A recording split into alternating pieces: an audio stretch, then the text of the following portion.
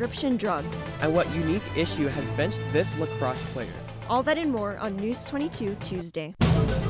Serving southern New Mexico, this is the award-winning KRWG-TV News 22, where news matters. Good evening, everyone. I'm Christian Cermeño. And I'm Melissa Tays. 16 states, including New Mexico, are suing President Trump after he declared a national emergency to fund his border wall. The suit was filed on Monday evening in California with District Attorney Xavier Becerra. DAs from 15 other states, including New Mexico, also joined the suit. They say Donald Trump's declaration is unconstitutional. The Border Network for Human Rights and the American Civil Liberties Union are also involved in suing the president.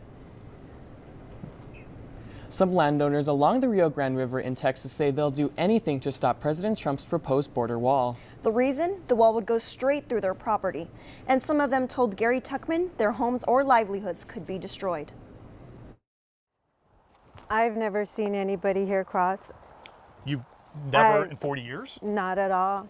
0 people? No. Nida Alvarez has lived on this land along the Rio Grande in Texas since she was in 2nd grade. But even though she says she has never seen anyone crossing it onto her land, it didn't stop government officials from approaching her a few months ago. They said they wanted to build the wall.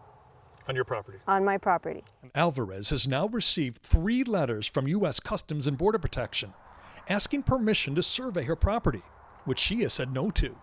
But it's all leading to the government offering her a price for her 8 acres. And if she turns it down, declaring eminent domain and taking it away from her for a so-called fair market value. The Army Corps of Engineer people came over and they said, based on the map, the wall's going to be right here. So this is about 1, 2, 3, 4, 5, 6 yards, maybe about 20 feet from your house. About. And they want to build a maintenance road in front of the wall. Yeah, that they didn't mention the maintenance road. But that's what you heard about. I heard about the maintenance road. So your home would not be able to survive a border wall? No. Alvarez is one of the plaintiffs in a private lawsuit against the president that has been filed by the Public Citizen Consumer Group. She says she's despondent. On top of possibly losing the house she's lived in since she was a child, her mother, who lives on the property in a separate home, is receiving hospice care for advanced cancer. I feel infuriated. I'm mad. I feel frustrated because all this is out of my hands. Nida Alvarez plans on continuing to speak out. In addition to volunteering to be a plaintiff in the lawsuit, she's shouting from the rooftops. She painted this message, hoping President Trump on a recent visit would fly over. He didn't, but the message remains. This is our house. We were raised here. Fred Cavazos and his family also own land on the Rio Grande. You still hungry? To make a living, they sell cattle and rent out parts of their 70 acres, mostly for people with RVs and mobile homes. Cavazos, who has been in a wheelchair since suffering an illness 2 decades ago, says his family earns just enough to make ends meet. What they've said to you is the wall, the barrier, whatever you want to call it, will be built right here on top of this levee. Yes. And the Rio Grande is about 1/3 of a mile, 1/4 mile down the road here. Oh, wait, yes. So this is all your land back here. Yes. This is where you rent out all your properties. Okay. And all these people who rent your properties would be behind the wall. Yes. A no man's land. No man's land, right. Cavazos says their livelihood will be ruined if a barrier goes up, because who will want a vacation behind a border wall? He says his grandmother used to tell him never to sell the property, that it will always provide for them. My dad, fought for his property. During the World War II, he was a tank commander under General Patton. So he spent his 4 years during the whole war. Went through hell for him. And I wonder right now, what he would say without that they're trying to do this. Fred Cavazos says he will do all he can to try to keep his land. The same with Nida Alvarez. I'm going to fight it all the way, even if I have to tie myself up to that big mesquite tree in the front, but I'm not giving up my land without a fight. So we had some pretty interesting weather today. It snowed so much and then it cleared out, but it's still pretty chilly out there. It's definitely a chilly morning. Danielle is next with your first look at weather.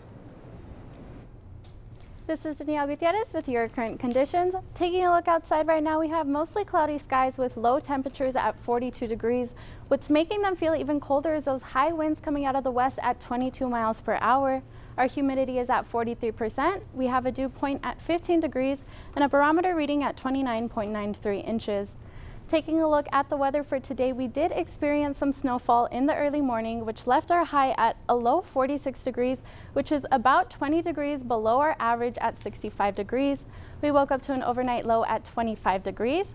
Now throwing it back to the year 1999, we hit record high temperatures at 80 degrees, and in the year 1964, record low temperatures at 17 degrees. We experienced 0.02 inches of precipitation today, leaving our yearly rainfall at 0.08 inches. Now those are all the current conditions I have for you right now. I'll be back with your national forecast. For now, back to the desk. A search warrant says surveillance video from Wednesday shows Joshua Owen getting to school wearing a mask. Police say he took it off before going inside.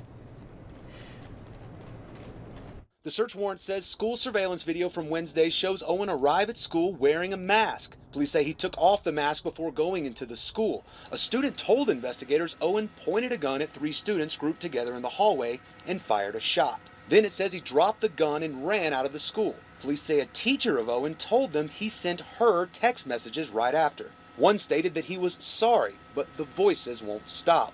Another saying he was in the arroyo by his house. That's where police eventually found him. While being booked, police say Owen told them he had a note in his pocket. The note was a list that read, number 1, find ex-girlfriend. Secondly, kill ex-girlfriend. 3, kill other people. And 4, if you have a last bullet, take your own life. The warrant says Owen told police he had been hearing voices that told him to carry out the list. While no one was hurt yesterday, the school district decided to cancel school today. We understand that students are going to need a little time, but you also staff need to have a little time to, get prepared again and get back in the flow of things. School spokesperson Beth Pendergrass says Rio Rancho police are providing additional security today at the other schools where students did have class today. The search warrant says schools... The teenager convicted of the 2017 Clovis library shooting will spend decades behind bars. Nathaniel Joey received 2 life sentences plus an additional 40 years after being sentenced for opening fire at the Clovis Carver Library, killing 2 people. The earliest Joey would be eligible for parole would be 2051. A former NMSU football player is in jail. Malik Demby, who was a linebacker for the team, was arrested Saturday and charged with false imprisonment and aggravated assault against a household member, according to Doña Ana County jail records. Demby completed his eligibility in the football program in 2018. A Texas man is suing the El Paso Catholic Diocese over $1 million. The man, who was only identified as John Doe in court records, claims he was sexually abused in the 1970s by Reverend Jaime Madrid. Madrid, who died in 2007, was listed among the priests accused of sexual assault by the diocese. The El Paso Diocese is currently reviewing the claim. The city of Las Cruces is also being sued. The city's former purchasing manager claims she was fired because she refused to go along with what she claims were violations of city policy. The city previously hired an attorney who investigated and found there was no violation of policies or regulations.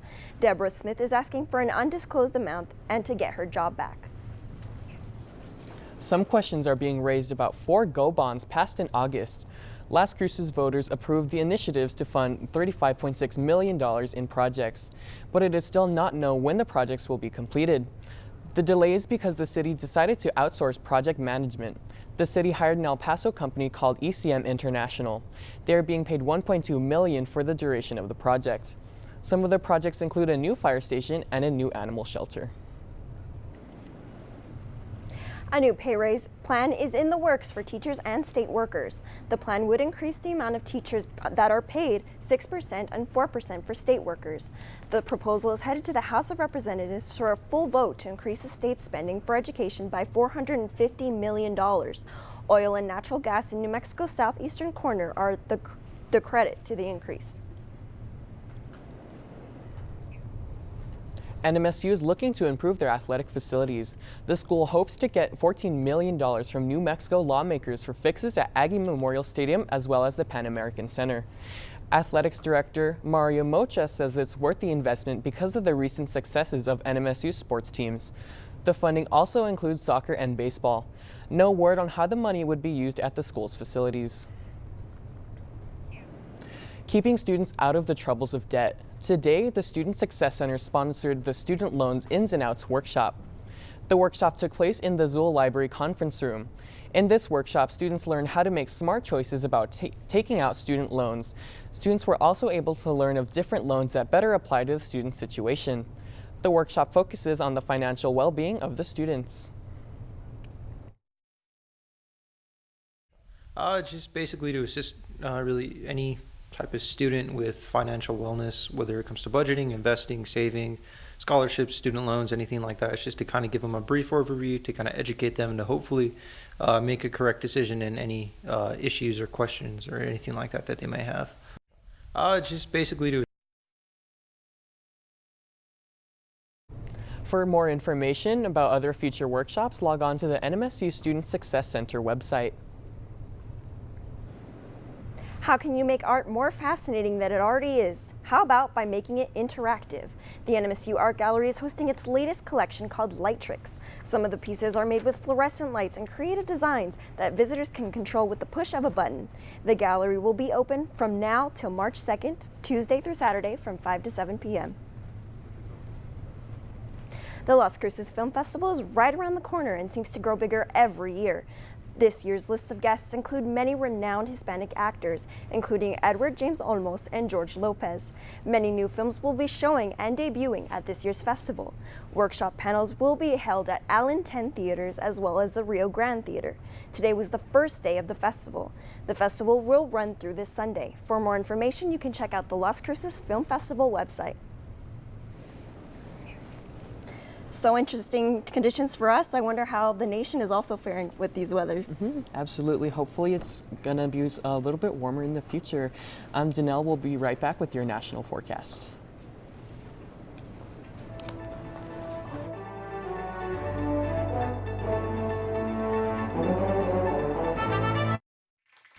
The KRWG Music Spotlight promotes local talent who perform their own songs. Singer-songwriters and bands with a half hour of original music perform a mini concert in our studios. If you're interested in being on the show, email us at feedback@nmsu.edu and make sure to include a link to your music in the email. Watch the KRWG Music Spotlight anytime in the local TV section at krwg.org. From pure electric to pure performance, Motor Week looks at factors mattering most to consumers. Hi, I'm Norma Vichot, Program Manager here at KRWG, and its third decade of reviewing cars, trucks, and utility vehicles spanning the needs of buyers. Motor Week shares tips on keeping your car running and keeping the pace in the automotive lifestyle. The engines start revving Saturday mornings at 11:30. For more programming information, visit krwg.org.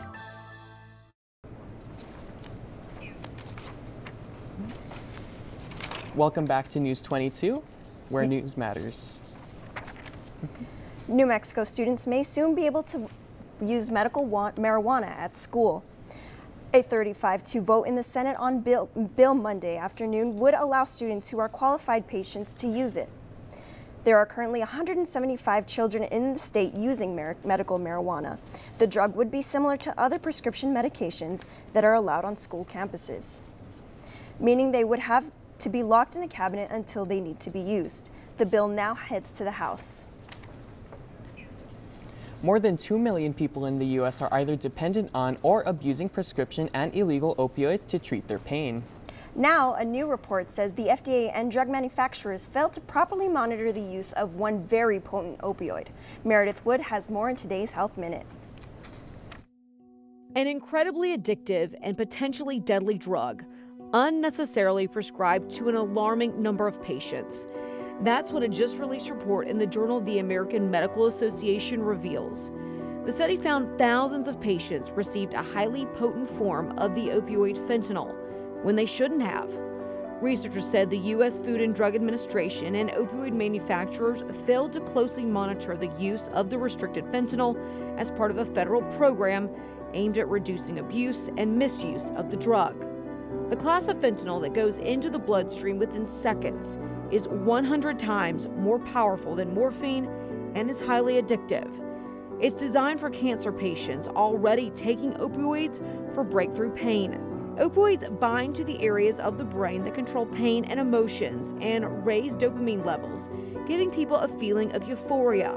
Because the brain gets used to the good-feeling hormones, it often takes more and more of the drug to relieve pain. All of this can lead to dependence, addiction, and overdoses. The FDA has not commented on this report.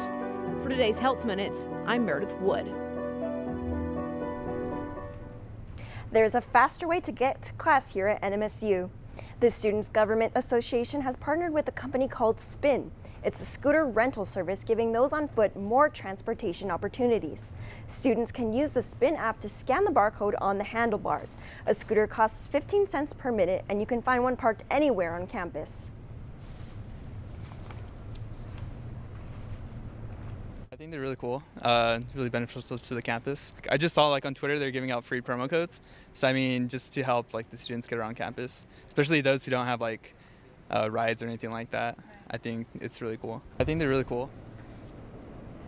So it was snowy here, but I wonder how cities across the U.S. are also facing conditions as well. Definitely. Hopefully around the U.S. we'll have some sunny skies ahead. Danielle is next with your weather.gov national forecast. So let's go ahead and take a look at weather across the country. Now here on this map, Winter Storm Petra is set to spread snow and ice from the southwest to the Midwest and the Northeast beginning tonight.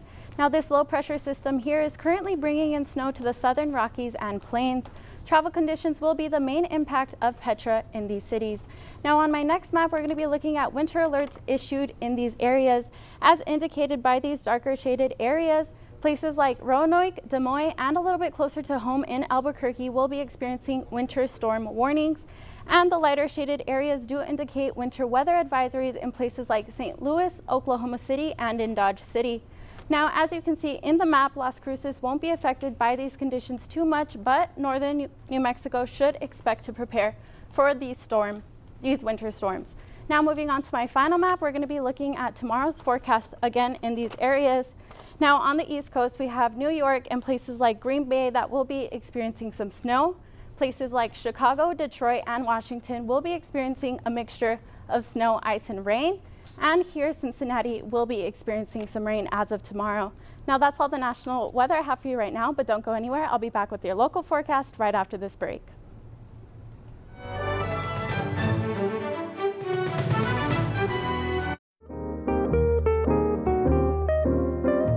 Fresh Air with Terry Gross, weekday mornings at 11 on 90.7 FM and streaming live on KRWG.org. Charlie Pride wanted to become the next Jackie Robinson. Instead, he became the first black country music superstar. He sang it so much better than so many of the good country artists at the time. Look for Charlie Pride, the Jackie Robinson of country music, on American Masters. Friday at 8 p.m. Take me home. Country music superstar Brad Paisley comes home to his favorite West Virginia location. The stadium, Mountaineer Field. We're Mountaineers, volunteers. We're the tide that rolls the Seminoles. We're heard along. Look for Brad Paisley at WVU on Landmarks Live in Concert, a Great Performances special. Friday at 9 p.m. Now let's look at New Mexico now. Temperatures definitely have dropped in the state. We have Clovis here at 28 degrees, Roswell at 38 degrees, Santa Fe at 22, Farmington at 25, Las Cruces here at 42, and Deming at 38 degrees. Looking at temperatures tomorrow, still chilly. We have Santa Fe at 31 degrees, Farmington at 31 degrees as well. We have Clovis here at 47, Roswell a little bit warmer at 55, Las Cruces here at 53, and Deming at 50 degrees. Now looking at our neighboring cities, we have Alamogordo tonight, clear skies with 22-degree weather. Tomorrow, sunny skies with 49-degree weather. Truth or Consequences tonight, 23 degrees, and tomorrow at 53 degrees. Then in Silver City, they are going to have some showers tonight with a chilly 18 degrees. Tomorrow it should clear up with sunny skies at 42. And here in the city of the Cruces tonight, we have partly cloudy skies at 25 degrees and tomorrow sunny skies at 53 degrees. Now that's all the local temperatures I have for you right now. I'll be back with your 5-day forecast later on in the show. For now, back to the desk. Authorities are searching for a migrant teen near Brownsville, Texas. 2 escaped, 1 is still missing. Here's Gabe Chavez with today's Southwest Minute. The 2 juveniles had left Casa Padre shelter on Monday. People working at the shelter can't stop those from leaving because they are not a detention center. Outside of Laredo, Texas, police have taken parents into custody after being accused of disposing of a 3-year-old's body in a drum of acid. The parents confessed, saying they did it because the little girl drowned without supervision. An anonymous tip Thursday sent police to the family's home where they found the little girl's remains. The couple's other children have been taken into Child Protective Services. Parts of Nevada woke up to a chilly surprise. Parts of Anthem, Nevada woke up to a layer of snow on the ground. Snow had fallen the night before, and locals wasted no time enjoying the freshly fallen powder. I'm Gabe Chavez with the Southwest Minute. So there's an Aggie basketball game tonight. We're playing Texas A&M International. I hear it's supposed to be a really good game. Hopefully we come out with that win. Absolutely. I actually heard that we're one of the top-ranked at university schools in basketball. Kristen is next with more sports action. Thanks, Alyssa and Christian. Coming up in sports, find out how opening weekend went for the NMSU baseball team. We'll be right back with News 22 Sports.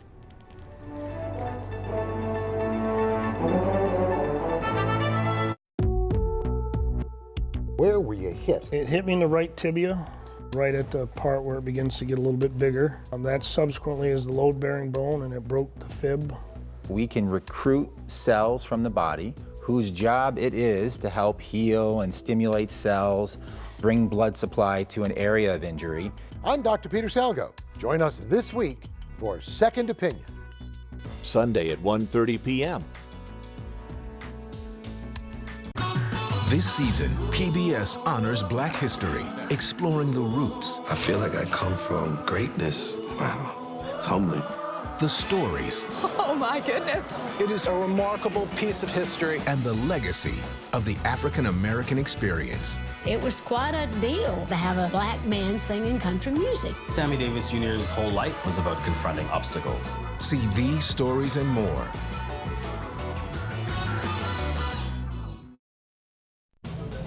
This is KRWG-TV News 22 Sports.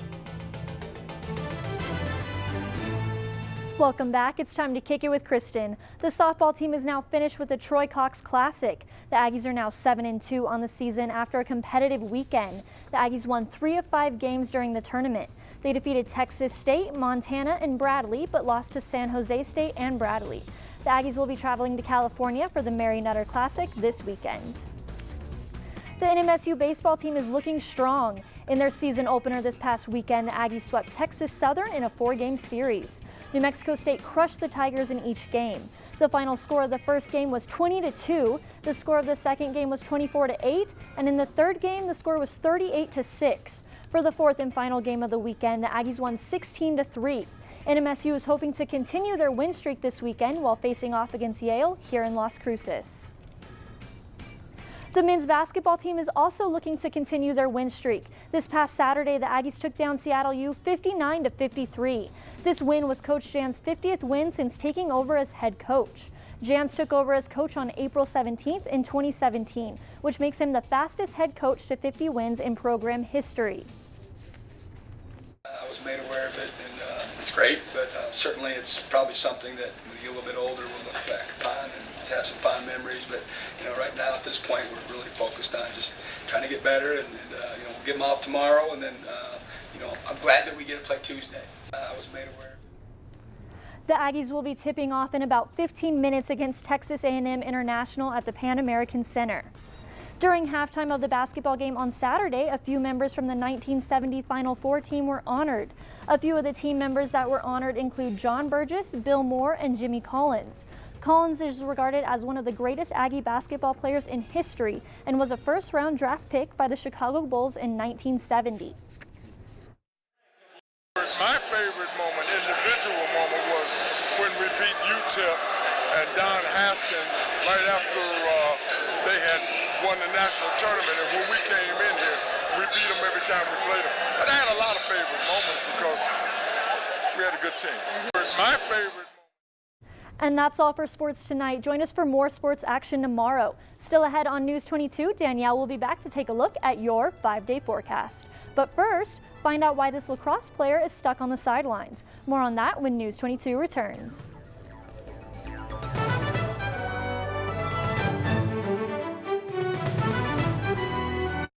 On Masterpiece. God Himmel. What is it? Bertie will be my legacy. Can you imagine him as king? Where the blazes have you been? The issue is not whether you are liked, it is whether you are respected. You have everything, and you don't even know how lucky you are. Victoria on Masterpiece. Thursday at 8 p.m. Variety Studio Actors on Actors lets you listen in for the ultimate Hollywood insider experience. To me, the foundation of good acting is always good reacting. It was new territory for me. You should feel like you're going to be pushed. That's the point.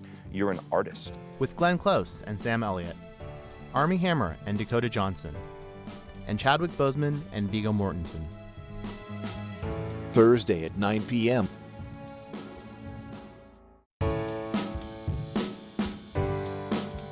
Go behind the scenes with Variety Studio Actors on Actors. I started writing musicals because I really wanted to be in musicals. Featuring an exclusive and in-depth conversation between Lady Gaga and Lin-Manuel Miranda. I got to do something I have wanted to do my whole life, which is be an actress. Thursday at 9:30 p.m. Let's take a look at our top stories. Police have new information on the recent school shooting in Rio Rancho. Police say the shooter Joshua Owen told them he had a note in his pocket. The note contained a list that includes finding his ex-girlfriend, killing her and others before taking his own life. Police say Owen fired one shot and fled the school. No injuries were reported. A new report says the FDA and drug manufacturers failed to monitor the use of the opioid fentanyl. It is 100 times more powerful than morphine and is highly addictive. And finally, landowners in Texas are trying to stop President Trump's proposed border wall. They say the wall would run straight through their property. A college lacrosse player won't be able to play this season, all because of the size of his head.